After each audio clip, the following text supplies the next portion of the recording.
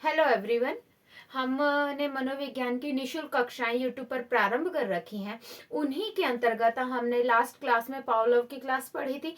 आज हम क्लार्क हल की अधिगम का सिद्धांत पढ़ेंगे। क्लार्क हल का तो अधिकतर टाइम वेस्ट ना करते हुए हम सीधा अपनी क्लास के ऊपर चलते हैं। क्लार्क हल ने क्या दिया, अधिगम के सिद्धांत में क्या बताया है, वो सारी चीजें पढ़ते हैं। देखिए, अधिगम ने सिद्धांत दिया। उस सिद्धांत का सबसे पहले तो एक नाम यही आ रहा है कि इसको प्रबलन का सिद्धांत कहते हैं। अधिगम का सिद्धांत का पहला नाम क्या है? प्रबलन का सिद्धांत।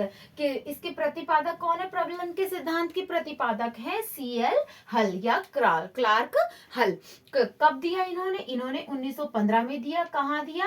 अमेरिका में दिया। इन्होंने इस सिद्धांत के अंतर्गत 1942-43 से और 1952-53 यहाँ पर इन्होंने इसमें एक संशोधन भी किया था। पर ये संशोधन है कि एग्जाम में आता नहीं है, पर हाँ फिर भी आपकी एक नॉलेज में रहे कि इन्होंने अपने सिद्धांत है उसके अंतर्गत इन्होंने संशोधन किया। कब किया था? तो 42 से 43 52 53 के अंतर्गत इन्होंने अपने सिद्धांत के अंतर्गत संशोधन किया था। तो यह प्रबलन का सिद्धांत किसने दिया? सीएल हल ने दिया था, क्लार्क हल ने दिया था। कब दिया? 1915 में दिया, अमेरिका के अंतर्गत दिया था।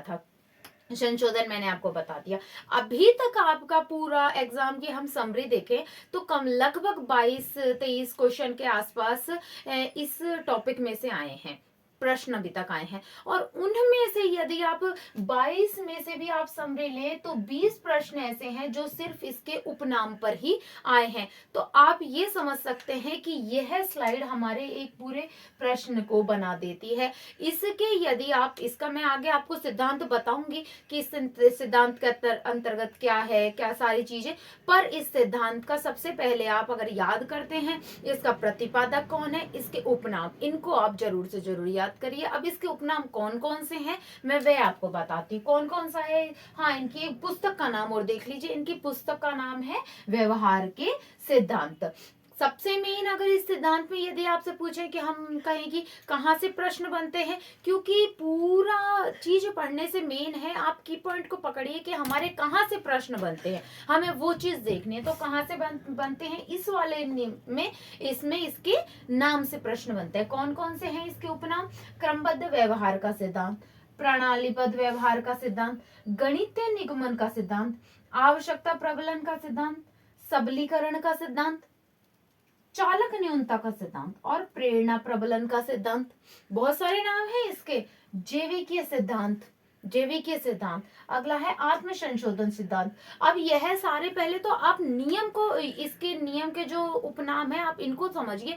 फिर इसका जो मैं आगे जब नियम बताऊंगी तब बताऊंगी कि यह नाम क्यों रखे गए हैं, किस वजह से इसको गणितीय निगमन कहा गया है, क्यों इसे आवश्यकता प्रबलन किया कहा गया है, क्यों इसे चालक न्यूनता सिद्धांत किया कहा गया है। वो सारी चीजें जब मैं आपको आगे सूत्र समझाऊंगी, सिद्धांत समझाऊंगी तब बताऊंगी। पहले एक बार आप इस स्लाइड का स्क्रीनशॉट लीजिए। देखिए, अब हमने क्लार्क हल का देख लिया। उन्होंने प्रतिपादन कब किया? 1915 में किया। प्रबलन का सिद्धांत, इसके हमने उपनाम देख लिए। मुख्यतः जो इसमें से प्रश्न बनते हैं वो उपनाम पर से बन जाता है। पर फिर भी एक बार आपको पूरा सिद्धांत भी पता होना चाहिए। इस सिद्धांत में क्या दिया इन्होंने? एक लाइन कही, इंपॉर्टेंट है, एग्जाम में आई हुई है। सीखना आवश्यकता की पूर्ति के द्वारा होता है। सीखना आवश्यकता की पूर्ति के द्वारा होता है। इसी लाइन पर आधारित आप सबसे मेन ये इस पूरे नियम की यदि कीवर्ड शब्द है, कीवर्ड लाइन है, तो यह सीखना आवश्यकता की पूर्ति के द्वारा होता है। यही इनके पूरे सिद्धांत के अंतर्गत भी पूरी समरी आपको निकलेगी। अब इन्होंने प्रयोग किया था, चूहे पर किया था। इन्होंने क्या प्रयोग किया था? इनका जो प्रयोग है वो थॉर्नडाइक और पावलोव के सिद्धांत से संबंधित है, उसी उन्हीं का जैसा है। इन्होंने एक पिंजरा लिया, पिंजरे में एक चूहा बंद किया, भूखा था चूहा, बाहर रखा इन्होंने, अनाज के दाने रखे। यहां था दरवाजा, यहां था एक लीवर, यहां था एक लीवर। अब चूहा भूखा है, वह क्या करता है? पूरा पिंजरे में उछल कूद मच जाता है। अचानक से उसका पैर किस पर पड़ गया? लीवर पर पड़ गया। लीवर पर पैर पड़ा, दरवाजा खुला, अनाज के दाने उसको मिल गए। अब उसकी क्या हो गई, बाहर उसने उछल कूद मचाई, उससे उसकी क्या हो गई, अनाज के दाने मिले, उसकी आवश्यकता की पूर्ति हो गई, आवश्यकता की पूर्ति हुई। फिर अगले दिन फिर उसको ऐसे ही बंद करा भूखे को, तो उसने क्या करा, फिर वही उछल कूद मचाई, और उछल कूद मचाई, फिर वही लीवर पर पैर पड़ा, और फिर उसको अनाज के दाने मिले। तो व्यक्ति उसने क्या बात सीखी कि उछल कूद मचानी है तो अपने आप दरवाजा खुलेगा और अपने आप ही उसको अन्न मिल जाएगा। तो यानी कि व्यक्ति किसी भी कार्य को जब ही सीखेगा जब उसकी आवश्यकता की पूर्ति होगी। मान लो यहीं पर वो उछल कूद मचाता, दरवाजा खुलता, वो बाहर जाता और बाहर जाते उसके 2 डंडे पड़ते, तो क्या वो उछल कूद मचाता, वो ये सोचता कि अरे बाहर जाऊंगा दरवाजा खुलेगा तो इसके बजाय मैं तो अंदर ही अच्छा हूं। उसकी आवश्यकता की बाहर जाने से, उछल कूद मचाने से दरवाजा खुल रहा है और बाहर जाने से उसको अनाज मिल रहा है, उसकी आवश्यकता की पूर्ति हो रही है, इसलिए उसने उछल कूद मचाकर लीवर खोलना सीख लिया। तो व्यक्ति किसी भी कार्य को तभी सीखता है जब उसकी आवश्यकता की पूर्ति होती है। आप यह क्लास क्यों देख रहे हैं, क्योंकि बहुत सारी वैकेंसी आई हुई है, first grade, second grade, third grade, REET, सभी की वैकेंसी आई हुई है। तो यह क्लास आपकी आवश्यकता की, आपकी नौकरी की आवश्यकता की पूर्ति कर रही है। तो आप इसको देख रहे हैं, आप उसको समझ रहे हैं, उसको सीख रहे हैं। वही यहाँ पर मैं आपको योगा कराने लग जाऊं कि चलो आज की क्लास में हम पढ़ते नहीं है, मैं आपको योगा करना सिखा देती हूँ, तो आप क्या कहेंगे, अरे मैडम हम तो पढ़ने के लिए आए, आप यहाँ क्या योगा वोगा सिखा रहे हो।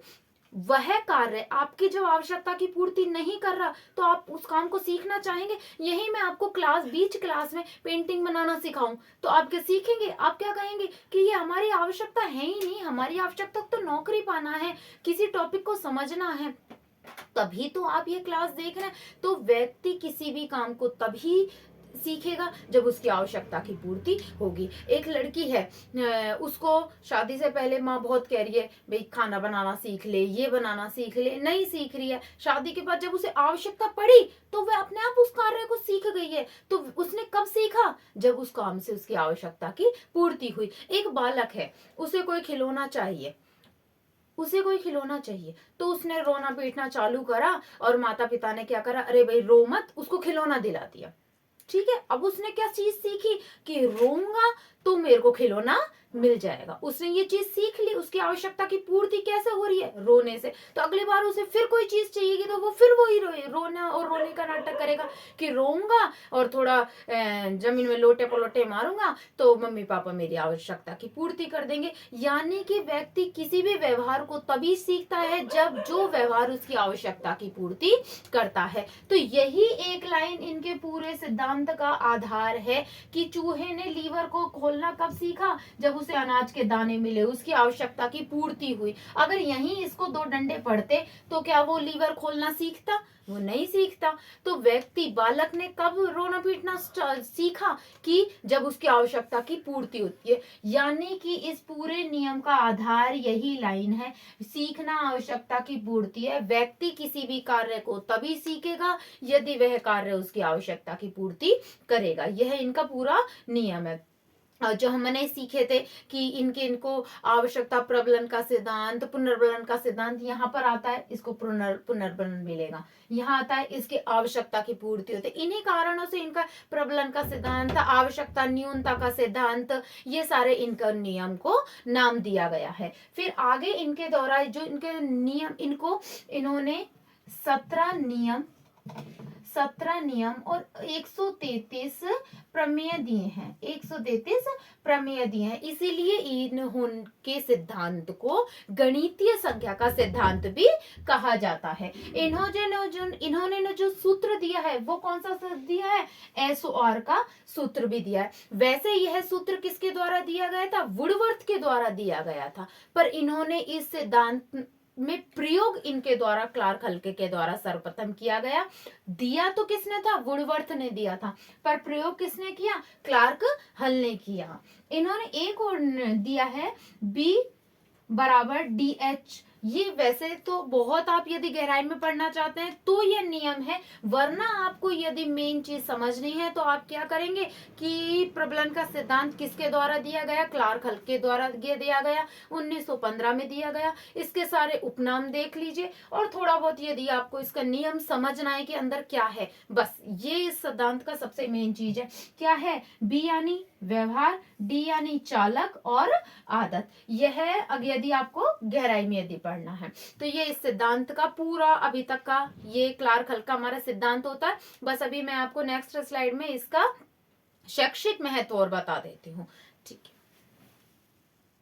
है, देखिए अब हमारा शिक्षा में इसकी क्या उपयोगिता है। देखिए, आप इसकी कोई भी उपयोगिता, इसके नियम को यदि समझना चाहते हैं तो बस आप एक लाइन को याद रखना कि यह सीखने में आवश्यकता पर बल देता है कि हाँ, यह व्यक्ति कोई भी कार्य को तभी सीखेगा जब उसकी आवश्यकता की पूर्ति होगी। यदि, और ये तो वास्तविक, हमारा वास्तविक जीवन का भी नियम है, हम किसी भी चीज को जब भी सीखते हैं जब हमारी आवश्यकता की पूर्ति करेगा, वरना हमारी आवश्यकता की पूर्ति नहीं होगी तो हम उस काम को नहीं सीखेंगे। देखिए, वास्तविक जीवन से जोड़ने पर बल देता है हम, और ये वास्तविक जीवन से जुड़ी हुई बात ही है। यदि कोई कार्य हमारी आवश्यकता की पूर्ति करता है तभी हम उस कार्य को सीखते हैं, अन्यथा हम उस कार्य को नहीं सीखते। पाठ्यक्रम की विषय वस्तु के निर्माण में इसी सिद्धांत पर आधारित है। इसी प्रकार का पाठ्यक्रम रखा जाए ताकि भावी जीवन में वह पाठ्यक्रम उसकी आवश्यकता की पूर्ति कर सकते, उसे उसकी आय के आधार पर, उसकी रुचि के आधार पर व्यक्ति की आवश्यकताओं की पूर्ति कर सके। तो पाठ्यक्रम का आधार कैसा होना चाहिए? जो उसकी आवश्यकता की पूर्ति करे। तो आवश्यक पाठ्यक्रम के निर्माण में भी इस नियम का है। फिर आवश्यकता और प्रेरणा के ऊपर बल दिया जाता है। ये तो स्टार्टिंग से ही बात आ रही है कि आवश्यकता प्रेरणा पर बल दिया जाता है। अभ्यास पर बल दिया जाता है कि व्यक्ति जब उसी कार्य को सीखेगा, उसी कार्य का बार बार अभ्यास करेगा जिससे उसकी आवश्यकता की पूर्ति होगी। चूहा बार बार पिंजरे में कूद रहा था, क्यों? क्योंकि उससे उसकी आवश्यकता की पूर्ति हो रही थी, तो वो क्या करेगा? बार बार अभ्यास भी करेगा जिससे उसकी आवश्यकता की पूर्ति होगी। जिस कार्य से मान लो आपको जॉब चाहिए, तो आप क्या करोगे? उस चैप्टर को, टॉपिक को पढ़ोगे, एक बार समझ में नहीं आया आप दोबारा पढ़ोगे, बार बार पढ़ोगे, क्योंकि वो टॉपिक, वो सिलेबस आपकी आवश्यकता की पूर्ति करेगा, आपको नौकरी दिलाने का काम करेगा। तो हम किसी भी चीज में अभ्यास जब भी वही करेंगे ना कि जब हमारी आवश्यकता की पूर्ति होगा। पुरस्कार पर बल, जब हमें पुरस्कार मिलेगा यानी कि आवश्यकता की पूर्ति होगी, तभी हम उस कार्य को सीखेंगे। पूरा नियम एक लाइन पर आधारित, सीखना आवश्यकता की पूर्ति पर निर्भर करता है। स्किनर ने इसको क्या कहा? ये वेरी वेरी मोस्ट लाइन है। वेरी मोस्ट लाइन स्किनर ने कहा यह अधिगम का सर्वश्रेष्ठ सिद्धांत है। एग्जाम में कई बार आ चुकी है यह लाइन, और इस लाइन को, और एक स्किनर ने कही है उस लाइन को ध्यान रखिएगा। इसके उपनियमों को, जो जो इसके उपनाम हैं, उन उपनामों को किसने दिया, कब दिया, बस ये शॉर्ट रूप इस नियम में इतना ही है। आप ज्यादा डिटेल में मत जाइए। देखिए, सिलेबस पूरा करना है, आपका उद्देश्य है नौकरी पाना, ना कि एक ज्ञाता बाद में बनने ला नौकरी मिलने के बाद। तो थैंक यू, यही हमारा आज का नियम था।